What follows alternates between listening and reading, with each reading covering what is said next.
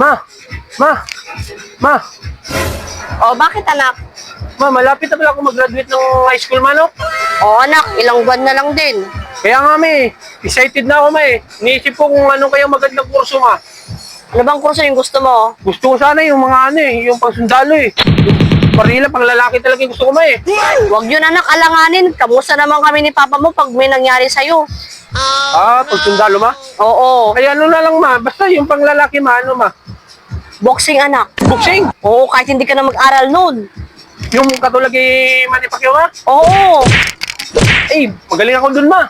Sige, yun na lang, ma. Kaya lang anak, kailangan mo mag-training. Training? O, may training yun.